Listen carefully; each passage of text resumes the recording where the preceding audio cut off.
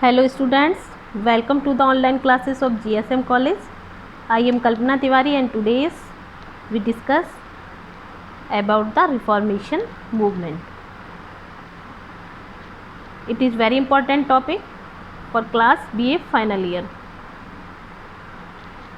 In my last video we discussed about the Renaissance.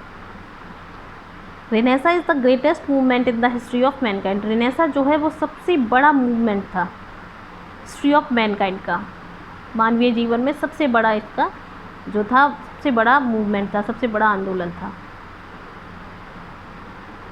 Renaissance is also called rebirth, पुनर्जन्म हुआ था.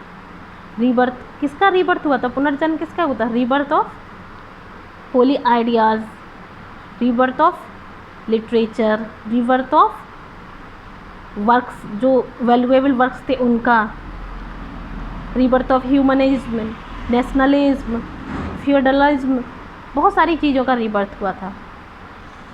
इन सब के बीच जब रिनेशा का पीरियड चल रहा था तभी आता है रिफॉर्मेशन मूवमेंट उसी के अंदर.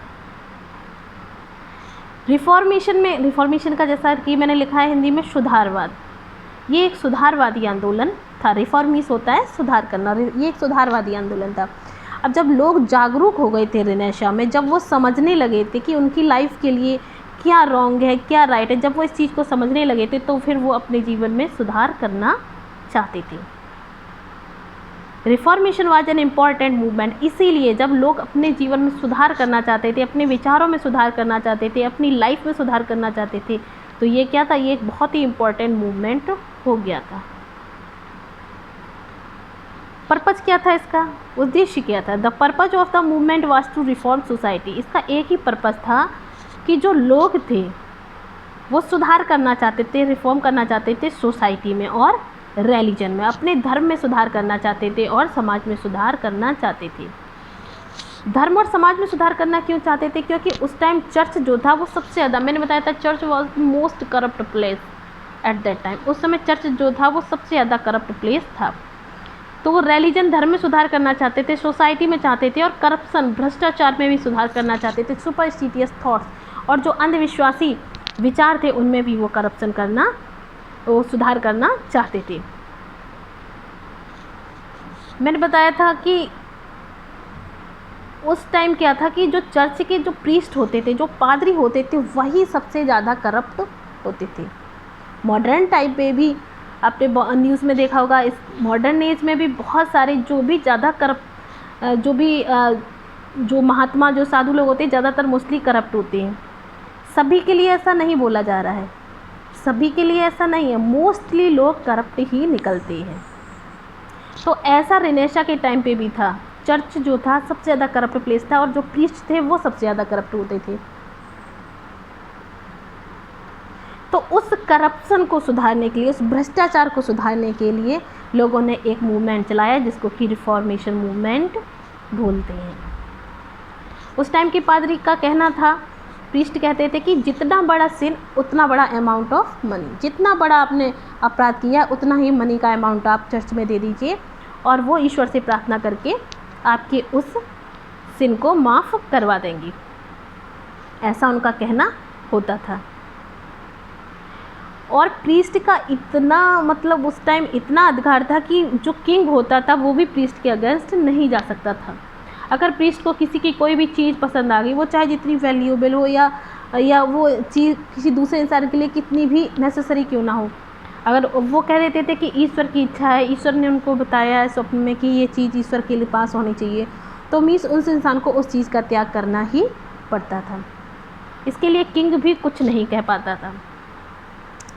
और जब ये मूवमेंट चला तो क्या हुआ, it make the English king free. इसने भी जो किंग थे उनको फ्री कर दिया from the influence of Roman Catholic church. Roman Catholic church के जो भी प्रीस्ट थे उनसे राजा भी फ्री हो गया था, वो भी अपने आप को फ्री महसूस करने लगा था.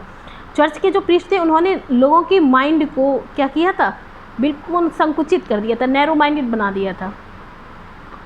वो उन चीज़ों के अलावा कुछ भी आगे सोच ही नहीं पाते थे कि उनकी लाइफ के लिए क्या राइट है और क्या रॉन्ग है. Reformation was a complex movement. ये एक तरह का कॉम्प्लेक्स, एक बहुत ही जटिल मूवमेंट था स्टार्टेड एज अ रिवोल्ट, जब इसकी शुरुआत हुई थी एक रिवोल्ट के जैसे हुई थी। रिवोल्ट का मतलब होता है विद्रोह। रिवोल्ट का मतलब क्या होता है? विद्रोह के रूप में इसकी शुरुआत हुई थी against the pope of Rome. Pope बोलते हैं वही जो सबसे बड़ा प्रीस्ट था रोम का, उसके खिलाफ एक रिवोल्ट के रूप में इसकी शुरुआत हुई थी। ऑर्थोडॉक्स जो उनकी रूढ़िवादी विचारधाराएं थी, रिचुअलिस्टिक जो वो अनुष्ठान जो भी कुछ करते थे पूजा पाठ में, उनके प्रति विद्रोह था। Aspects of the Roman Catholic church, जो भी उनके पहलू थे रोमन कैथोलिक चर्च के, उनके खिलाफ एक रिवोल्ट के रूप में था, एक विद्रोह के रूप में था। उसी टाइम पे एक मार्टिन लूथर हुए जिन्होंने बहुत ही ज़्यादा कंट्रीब्यूट किया है उस टाइम रिफॉर्मेशन मूवमेंट में। Martin Luther was also known as the pioneer of reformation. Martin Luther को माना जाता है पिनर, पिनर का मतलब होता है अग्रणी, सबसे आगे आने वाले। रिफॉर्मेशन मूवमेंट में सबसे पहले जो आगे आए थे वो थे मार्टिन लूथर। क्यों आए थे? It is also religious revolution in the Christian church. ये एक प्रकार का धार्मिक विद्रोह था, ये एक प्रकार का धार्मिक विद्रोह था क्रिश्चियन चर्च के against, which had political, social and literary for. और लेकिन बाद में फिर इसमें क्या हो गया? राजनीतिक, सामाजिक और साहित्यिक इसके प्रभाव पड़े। इसके कारण में लिखे हैं causes of the reformation. Reformation के कारण, क्यों ऐसे कारण आए रेनेसां में कि रिफॉर्मेशन मूवमेंट स्टार्ट हुआ? करप्शन ऑफ द चर्च, जिसको मैंने अभी डिस्कस किया। चर्च में बहुत ज़्यादा करप्शन था, लोग सबसे ज़्यादा परेशान हो गए थे, लोग अंधविश्वासी हो गए थे, लोग अपने दिमाग का यूज करना ही बंद कर गए थे। जो प्रीस्ट कह दिया, प्रीस्ट ने अगर कह दिया कि सूर्य जो है वो पृथ्वी का चक्कर लगाता है, तो लोग मान लेते थे। कोई भी प्रीस्ट के अगेंस्ट बोलने को तैयार नहीं होता था, और प्रीस्ट की इसी धारणा को तोड़ने के लिए रिफॉर्मेशन मूवमेंट चला था। उसके बाद क्या था? Split of the church. Split का मतलब होता है डिवाइड। चर्च का फिर क्या होगा? चर्च दो भागों में डिवाइड हो गया था। Church were divided between two parties, एक तो प्रोटेस्टेंट और दूसरी Catholic. The reform movement was taken. Reformation movement जो था वो जो मार्टिन लूथर ने तो स्टार्ट किया, वो सबसे पहले, और भी कुछ व्यक्ति थे जिन्होंने इसमें पार्टिसिपेट किया था। उनमें थे जॉन कैल्विन थे, जिंगली थे एंड जोरिस प्रेस्ट थे। इन्होंने इसमें बहुत ही अपना कंट्रीब्यूशन दिया है। नेक्स्ट जो कारण था, the support of renaissance humanist. Renaissance में जो ह्यूमनिज्म स्टार्ट हो गया था उसने रिफॉर्मेशन को बहुत ज़्यादा सपोर्ट किया था। रिफॉर्मेशन मूवमेंट में बहुत रिसीव किया था support from the renaissance humanist. उनमें जो सर्वप्रथम थे वो इरास्मस एक लेखक थे, जिनकी एक रचना थी प्रेस ऑफ फॉली। और इस रचना में इन्होंने क्या किया था? इन्होंने एक सैटिरिकल रचना लिखी थी। इसने सटायर किया था on the follies of the church. Follies का मतलब होता है ईविल्स, बुराइयाँ। फॉलीज का मतलब क्या होता है? ईविल्स। इन्होंने चर्च की जो बुराइयाँ थी उनको उन्होंने इस वर्क में लिख करके डेवलप कर दिया था, लोगों तक पहुँचा दिया था, क्योंकि लोग अब पढ़ने लगे थे। उससे पहले लोग पढ़ते नहीं थे, जो वो बोल देते थे उसी पर विश्वास करते थे। Humanism was the most important feature of the renaissance. People were thinking for themself. Humanism तो जो सबसे मोस्ट इंपॉर्टेंट इसका एक पहलू था, और जो लोग थे वो सोचने लगे थे फॉर देमसेल्फ, स्वयं ही सोचने लगे थे, वरना जो प्रीस्ट ने कह दिया वही राइट है। इसके बाद लोग खुद सोचना स्टार्ट कर दिया था, लोगों ने वो खुद ही सोचने लगी थी। इसी में अचानक ही इस चीज़ ने बहुत ज़्यादा कंट्रीब्यूट किया था रिफॉर्मेशन को, translation of the Bible. Martin Luther जो थे, अभी मैंने जिनको बताया था, वो सबसे पहले आए थे इस रिफॉर्मेशन मूवमेंट में। इन्होंने 95 के पेज की एक थीसिस लिखी थी, समरी लिखी थी और बाइबल की। इससे पहले बाइबल जो थी वो लैटिन लैंग्वेज में थी, जो कि इंग्लैंड के लोगों के लिए पढ़ना मुश्किल होता था।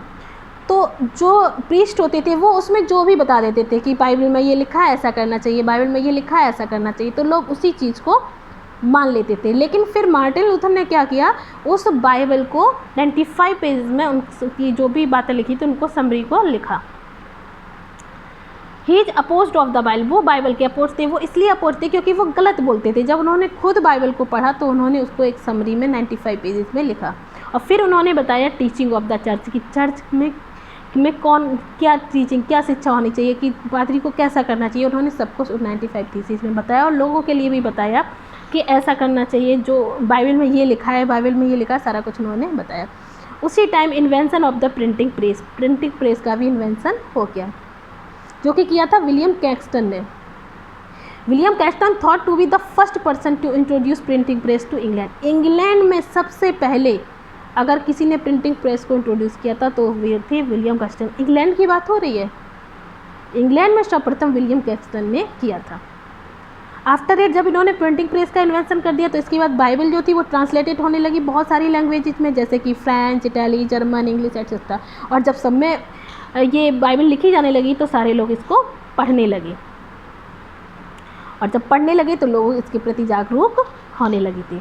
उसी टाइम की क्या था, the Greek and Roman authors जो थे वो बिकम सोर्स ऑफ, फिर जब लोगों ने पढ़ा तो वो सोर्स ऑफ इंस्पिरेशन हो गए। जो भी ग्रीक और रोमन ऑथर्स थे उनकी प्लेस भी ट्रांसलेट होने लगे इंग्लिश में, तो लोग उनको भी पढ़ने लगे और समझने लगे। उसी टाइम पे हुए थे यूनिवर्सिटी विट्स, जो ने बहुत ज़्यादा योगदान दिया था। उन्होंने क्या किया था, क्लासिकल जो भी प्लेस थे उनको, उन्होंने क्लासिकल ऑथर्स थे उनको फॉलो किया और फिर उन्होंने इंग्लिश ड्रामास लिखे।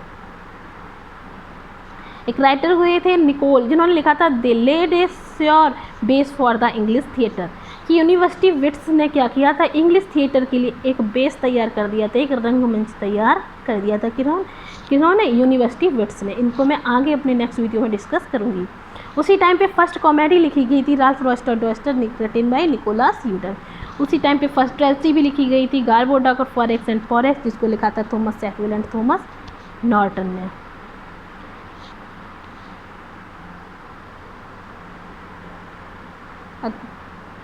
Thank you.